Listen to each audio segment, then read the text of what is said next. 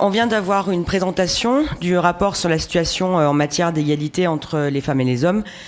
Comme vous l'avez rappelé, Monsieur Chassot-Bénet, c'est une disposition qui est obligatoire.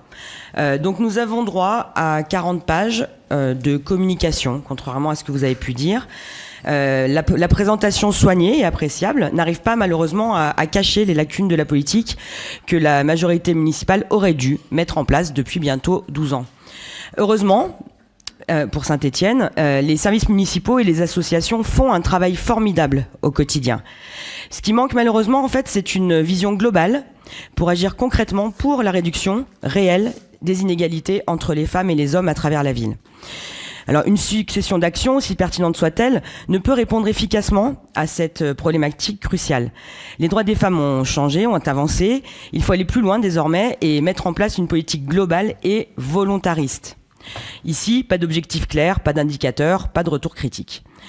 Alors, la valorisation des actions menées par les associations stéphanoises, même si son activité n'est pas dirigée spécifiquement vers les femmes, tout ça est mis en valeur, même si ce sont des actions qui sont pour les hommes et les femmes. Du moment qu'il y a des femmes, on les met en valeur dans ce rapport.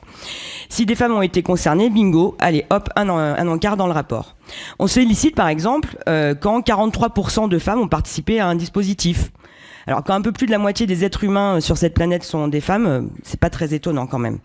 En 40 pages de rapport, certaines actions sont même valorisées 2 fois. Alors peut-être que vous manquiez d'actions à valoriser, on peut se demander. Je vais donner quand même quelques exemples sur ce que vous avez pu présenter. Vous avez parlé tout à l'heure de l'adhésion au dispositif Angela. Malheureusement, ça reste une démarche qui est volontaire de la part des commerçants. Alors que fait la ville pour multiplier le nombre de lieux refuges?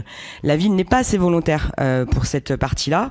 Il faudrait pouvoir aller vers les commerçants, les sensibiliser à ce fléau qu'est le harcèlement de rue et les engager dans cette démarche qui est tout à fait louable. Concernant l'application Sorority également, moi je me pose vraiment la question de la promotion de cette application.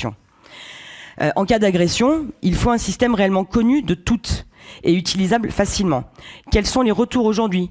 Combien sont les utilisatrices de cette application? La pertinence en fait de ce dispositif dépend seulement et directement du nombre de femmes connectées et donc de sa promotion large. Alors si vous manquez d'idées concrètes, moi je vais vous en donner 2. Elles pourront vous paraître anecdotiques, mais je suis sûr que mes collègues féminines comprendront qu'elles ne le sont pas. Par exemple, donc la question de l'accès à l'hygiène féminine, qui devrait aussi être une priorité. Je prends l'exemple des toilettes publiques sur notre commune. Nombreuses, on l'a toutes remarqué, nombreuses sont celles qui ne fonctionnent plus depuis des semaines, voire même des mois, voire même, Ne serait-ce tout simplement que celles qui sont les plus proches d'ici, juste en dessous, là, sous les arcades de l'hôtel de ville. Celles qui sont accessibles aux handicapés et présentent ainsi donc un espace plus facile pour les plus jeunes enfants ayant besoin d'être accompagnés.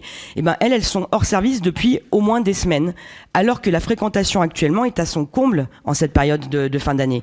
Alors qu'aujourd'hui, le marché de Noël bat son plein. Que font les gens qui ont besoin d'aller simplement aux toilettes?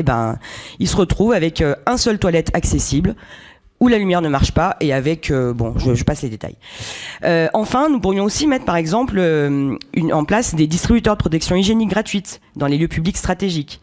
Je l'avais déjà demandé il y a quelques années, c'est toujours pas fait. De nombreuses villes, comme Annecy, le font avec succès. La précarité menstruelle, c'est une question de santé publique. Notre collectivité, elle se doit de prendre part à ce combat. Donc vraiment... Il est vraiment dommage que cette problématique, l'égalité entre les femmes et les hommes, n'ait pas été votre priorité pendant ces 2 mandats.